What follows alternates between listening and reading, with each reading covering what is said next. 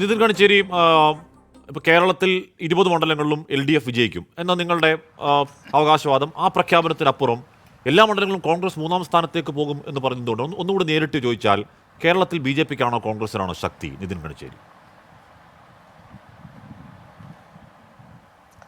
നോക്കൂ, അതല്ല, കോൺഗ്രസിന് ശക്തിയുള്ള നാടുകളിലെല്ലാം കോൺഗ്രസിന്റെ രാഷ്ട്രീയം നഷ്ടപ്പെടുത്തുന്നു എന്നുള്ളതാണ് പ്രശ്നം. കോൺഗ്രസിന്റെ രാഷ്ട്രീയം കോൺഗ്രസ് നഷ്ടപ്പെടുത്തിയതിൻ്റെ ഭാഗമായി മതനിരപേക്ഷമായ മനസ്സ് കോൺഗ്രസിന് ഇല്ലാതായി. അതുകൊണ്ടാണ് കോൺഗ്രസിന്റെ നേതാക്കൾക്ക് ഒരു മനസാക്ഷി കുത്തുമില്ലാതെ BJPയിലേക്ക് പോകാൻ പറ്റുന്നത്. ഇപ്പോഴിവിടെ ഘോരഘോരം പ്രസംഗിച്ച VT ബൽറാം ഉൾപ്പെടെയുള്ള ആളുകൾ കോൺഗ്രസിൽ തന്നെ എല്ലാ കാലവും തുടരും എന്ന് ഞാൻ കരുതുന്നില്ല. അതിന് കാരണം കോൺഗ്രസിന് ആ രാഷ്ട്രീയം നഷ്ടപ്പെട്ടിരിക്കുന്നു. KPCCയുടെ പ്രസിഡന്റ് ഏത് സമയവും കോൺഗ്രസിലേക്ക് പോകാം.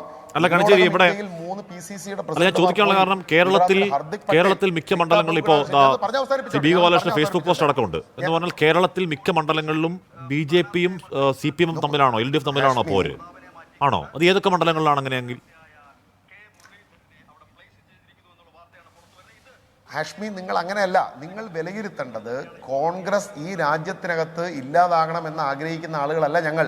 പക്ഷേ കോൺഗ്രസ് അങ്ങനെ ആയിക്കൊണ്ടിരിക്കുന്നു. കോൺഗ്രസിന്റെ നേതാക്കൾക്ക് കോൺഗ്രസിനോട് താല്പര്യമില്ലാതാകുന്നു. അതുകൊണ്ടാണ് കോൺഗ്രസ് ഇപ്പൊ രാഷ്ട്രീയമായി ഒരു വലിയ കുഴിയിൽ അകപ്പെട്ടു എന്ന് ഞാൻ പറഞ്ഞത്. ഇവിടെ എന്നെ തിരുത്താനും എൻ്റെ നിലവാരത്തെക്കുറിച്ചുമൊക്കെ ശ്രീ VT ബൽറാം ആശങ്കപ്പെടുന്നത് കണ്ടു.